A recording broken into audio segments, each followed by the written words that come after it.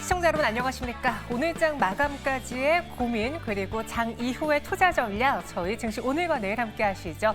진행의 김정은입니다. 어제 이어서 오늘도 반도체주들의 단기 조정이 나타나고 있습니다. 전에 저희가 시장에서 핵심 포인트로 과연 이 수급이 어디로 갈까 위주로 다뤄봤었는데요.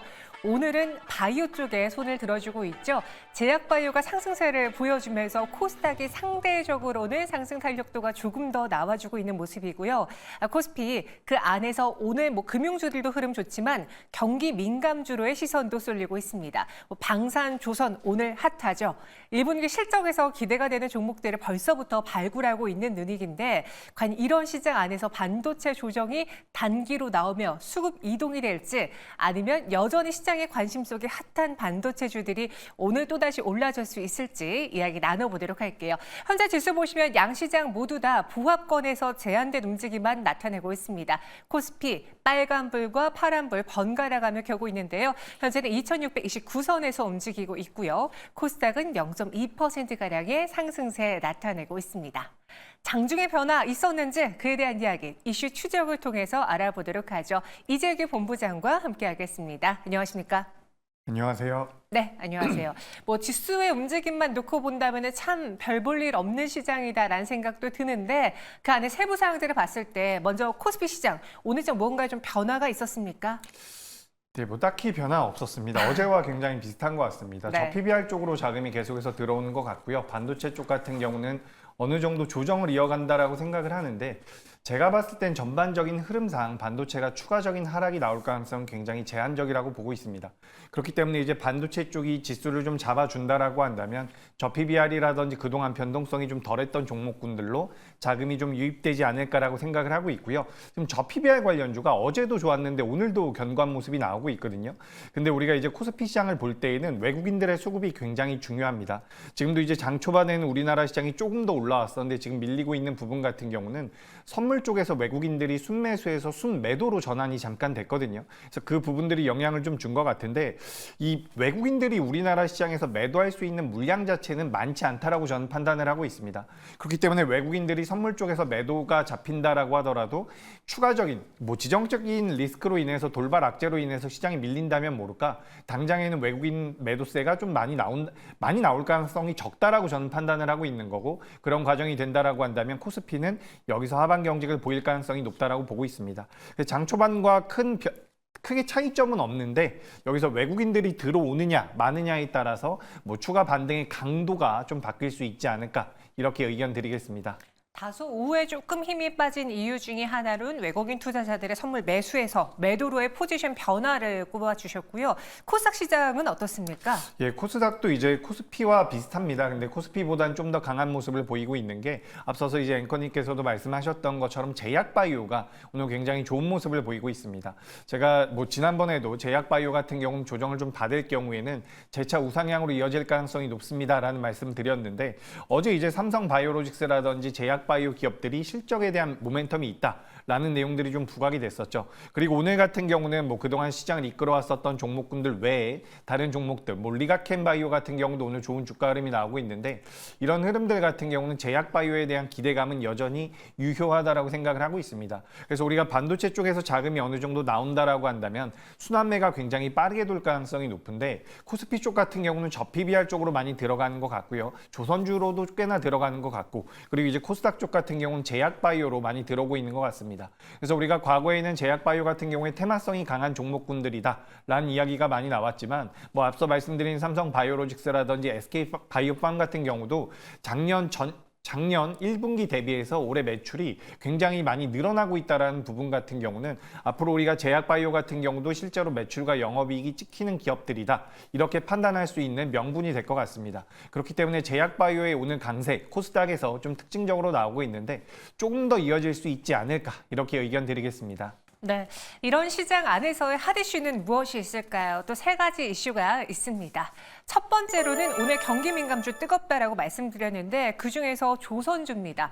오늘 캐나다 잠수함 이야기도 있죠. 최근에는 환율이라던가 미중 무역 분쟁, 거시적인 환경, 대외적인 환경에서 우호적인 조선주가 오늘장 눈에 띄고요.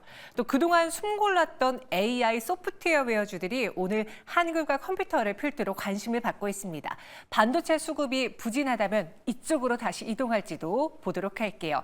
마지막으로는 비트코인 반감기를 앞두고 위메이드 그룹주들이 뜨거운데 첫 번째 조선주로 한번 들어가 볼까요?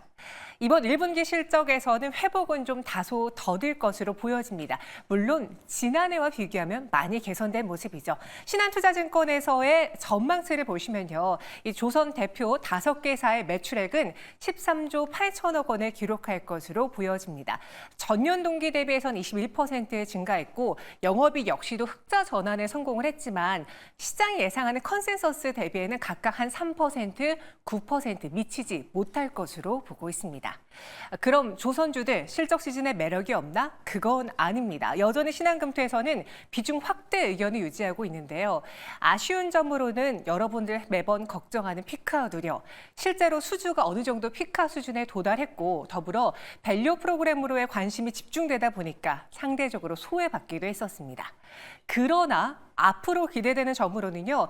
고성가의 친환경 발주, 친환경이란 트렌드 안에서 조선사의 실적이 기대가 되고 공급이 여전히 부족한 점, 또 미국의 중국을 향한 제재 수혜, 여기에 환율 효과까지 더해지고 있습니다. 오늘은 개별적인 이슈들도 더해지고 있는데 이 조선 3사 그리고 대표적인 조선 5사들의 오늘장 주가는 어떤지 조선주의 강세 배경부터 한번 짚어볼까요? 일단 저기 다 적혀 있는 것 같습니다. 네. 우리나라 조선주들이 굉장히 조선사들이 굉장히 잘하고 있죠. 특히 올해 1분기 같은 경우도 1월 달에서 3월 달까지 전 세계적으로 선박과 관련되어 있는 수주 금액 기준으로 해서 전 세계 1위를 탈환했다라는 이야기가 나오고 있습니다. 수주량 기준으로는 2위지만 수주액 기준으로는 1위라는 것은 고부가 선박에 대한 수주가 많았다라는 부분이고요. 거기에서 이제 우리나라 조선사들의 기술력을 어느 정도 우리가 체크해 볼 수가 있는 부분인데 이 부분에서 지금 방금 전에 아쉬운 점이라고 해서 몇 가지가 적혀 있었는데 피크아웃에 관련되어 있는 논란 같은 경우는 다소 줄어들 가능성이 높다라고 보고 있습니다. 앞으로 계속해서 실적이 개선될 가능성이 높다라고 보고 있고 이제 이 조선주들 같은 경우도 방산 쪽에 대한 투자를 진행을 하고 있다라는 부분들이 어떻게 보면 추가적인 성장 동력이 되지 않을까라는 말씀을 드리고 싶습니다. 그리고 이 조선산업들 같은 경우는 대체적으로 노동 집약적이기 때문에 저가 수주를 과거에는 굉장히 많이 해왔었어요. 하지만 지금 우리가 이 조선을 할 수 있는 도크가 몇 년도까지 3년치가 계속해서 채워져 있는 상황이기 때문에 계속해서 이제 발주가 들어온다라고 한다면 고부가 선박만 골라서 받을 수 있는 가격 협상력에서도 굉장히 큰 메리트가 생겼다라고 보시면 좋을 것 같습니다. 그리고 밸류업에서 소외되는 부분들 같은 경우도 그 내용이 아니라고 하더라도 실질적인 메리트, 외형 성장, 지금 3사 같은 경우는 13년 만에 동반 흑자 전환이 예상이 되고 있다는 부분들이 나오고 있기 때문에 실적적인 부분에 대해서 우리가 좀 체크를 해볼 필요가 있다는 말씀을 드리고요. 또 실적 회복 같은 경우는 이 조선주들 같은 경우는 매출이 잡히는 시기가 조금 이제 늘어지는 경향이 있긴 합니다. 하지만 그 매출이 안 잡히는 것은 아니기 때문에 시차가 좀 있다라고 하더라도 지금부터는 좀 견고한 주가 흐름이 나올 수 있다라는 말씀을 드리고 싶고요. 최근에 환율이 올라가고 있는 부분들 같은 경우도 조선주에는 어느 정도 호재로 작용하고 있다라고 보시면 될 것 같습니다. 그리고 최근에는 관련된 내용 중에서 이제 미 해군 함정에 대한 유지 보수 정비에 관련되어 있는 모멘텀이 있죠. MRO라고 이야기를 하고 있는데 이 시장 같은 경우도 규모가 굉장히 크다라고 이야기가 나오고 있어요. 그래서 저는 지금 이제 우리가 최근에도 한번 다뤘던 적이 있는 것 같은데 환율 상승에 대한 수혜를 받을 수 있는 업종들이 반도체나 자동차나 조선주들이 있다라고 생각을 하는데 단기적으로는 조선주들이 가장 좋지 않을까라고 생각을 하고 있습니다. 그래서 조선주들이 오늘 강세를 보이고 있는 배경은 여러 가지가 있겠지만 그래도 실적적인 부분과 실적에 추가적으로 앞으로 신성장까지도 가능한 부분들이 굉장히 큰 메리트로 부각되지 않나라고 생각을 하고 있습니다. 그리고 제가 차트를 잠깐만 보여드리자면 요거 지금 화면에 띄워드리는 건 삼성중공업이거든요. 네. 월봉 기준으로 놓고 봤을 때 주가가 많이 올라왔다라고 말하기는 좀 어렵습니다. 그렇기 때문에 주가 흐름이 테마적으로 일시적으로만 형성될 가능성은 낮다. 그렇기 때문에 추세가 만들어질 가능성이 높다라고 보기 때문에 우리 시청자분들께서도 좀 재미는 없겠지만 관심 있게 보시면 수익은 잘 날 수 있을 것이다. 이렇게 말씀드리겠습니다. 네, 참 수익이 낮으면 재밌는 거긴 한데 무언가 그렇죠. 테마적으로 업종으로 따졌을 때는 그닥 재미가 없는 조선주긴 합니다. 근데 말씀해 주신 것처럼 어느 정도 비중을 확대해봐도 좋을 만한 시기가 도달한 것 같고요. 아쉬운 점 역시 크게 아쉽지 않고 기대가 더 크다라고 했습니다. 이 조선소의 국적별의 지금 수주 잔고 브레이크다운을 보면은 현재 1, 2위를 노리고 있는 게 한국과 중국입니다. 서로 엎치락 뒤치락 하고 있죠. 근데 여기서 중국의 비중이 아직은 높기 때문에 만약에 미국이 중국을 견제한다면 그 물량 우리가 가져올 수 있다라는 거시적인 그림도 그려볼 수 있겠죠. 오늘 여러 가지 이런 호재들이 더해지면서 조선주들이 뜨거운데 일단 시장에서 선택한 대장주는 무엇인지 오늘 장중의 변동 흐름까지 한번 짚어볼까요?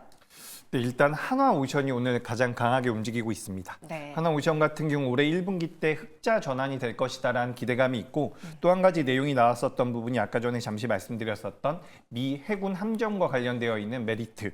이 미 해군 함정 MRO라고 하고 있는데 유지 보수 정비 쪽에 대한 메리트가 계속해서 부각이 되고 있다라고 보시면 좋을 것 같습니다. 올해 같은 경우는 관련되어 있는 시장의 규모가 78조 정도가 되는데 향후에 이제 88조까지 규모가 좀 늘어난다라는 부분이 시장에서 어느 정도 부각이 되면서 하나오션의 변동성이 잘 나오고 있다라고 보시면 좋을 것 같습니다. 그리고 이 회사 같은 경우는 오스탈이라고 한 호주 방산 기업을 지금 인수를 추진하고 있는 부분이 있어요. 그래서 이 부분 쪽에 대해서는 앞으로 방산 사업 쪽에 대한 사업 다각화의 매력도 있다라고 보시면 좋을 것 같습니다. 그래서 하나오션이 장 초반부터 강세를 계속해서 보여왔고요. 지금도 어떻게 보면 주가는 굉장히 견고하게 유지가 되고 있습니다. 그래서 이런 기업들 같은 경우는 제가 아까 전에도 말씀드렸다시피 테마성을 가지고 움직이는 종목군들 같은 경우는 주가가 강하게 올랐다가 가파르게 꺾이는 경우도 굉장히 많습니다. 하지만 이런 대형 종목군들 같은 경우는 추세가 좀 만들어질 경우에는 그 추세 자체가 이어질 가능성이 굉장히 높다라는 거죠. 그래서 지금 이 하나오션을 비롯해서 조선 관련주들 같은 경우는 저도 이제 몇 차례 말씀드렸던 것 같아요. 올해 좀 보시면 좋을 것 같고 앞으로 3개월 그 이상도 계속해서 우상향이 이어질 가능성이 높다라고 보니까 조성주들 관심 있게 보시면 도움이 될 것 같습니다. 그럼 이 우리 경기민감주 내에서 후발주를 골라보자면 제가 리포트를 보니까 1분기 실적의 경기민감주 한번 잘 골라보자라는 리포트들이 많더라고요. 조선주에서 골라볼까요? 아니면 또 다른 경기민감주로 선택을 해볼까요? 일단 반도체도 경기 민감주고요. 그 반도체가 그렇긴 하죠. 굉장히 유명하죠. 그리고 조선주는 지금까지 좀 이야기를 했으니까 제가 오랜만에 자동차에 대해서 좀 말씀을 드려보겠습니다. 네. 시장에선 자동차 관련주들에 대한 관심이 높아요. 어제도 이제 저 PBR 관련주들 엮이면서 현대차라든지 관련되어 있는 종목군들의 변동성이 좋았는데 이 자동차 관련주들 같은 경우는 굉장히 큰 메리트가 여러 가지가 있습니다. 일단 첫 번째로는 환율이 올라왔다라는 부분이죠. 제가 몇 차례 말씀드린 것 같은데 2023년도와 2022년도에 우리나라 현대기아차가 굉장히 많은 차량을 판매를 했습니다. 근데 여기에서 우리가 살펴볼 수 있는 부분은 물론 자동차를 잘 만든 부분도 있겠지만 환율이 1,200원대에서 1,300원대로 올라와 있었던 상황이라는 거죠. 그렇기 때문에 외국인들 입장에서는 우리나라 자동차가 좀 저렴하게 느껴졌기 때문에 더 많은 판매가 이루어지지 않았을까라는 생각도 우리가 유추해 볼 수가 있습니다. 근데 여기에서 환율이 또 한 번 올라오고 있는 상황이라는 거죠.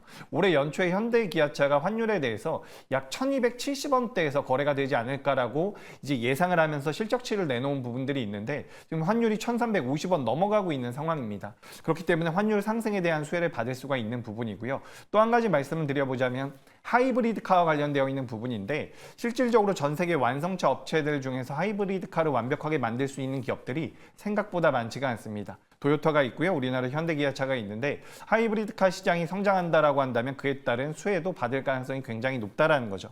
다만 현대차나 기아차가 좀 재미가 없다라고 한다면 부품주들을 보실 필요도 분명히 있습니다. 지금 우리가 통상적으로 과거의 데이터를 본다면 현대나 기아가 주가가 올라갔을 때 부품주들은 좀 더 탄력적인 모습들을 보여왔었거든요. 네. 근데 올해 같은 경우는 현대와 기아가 더 강하게 움직임이 나왔습니다.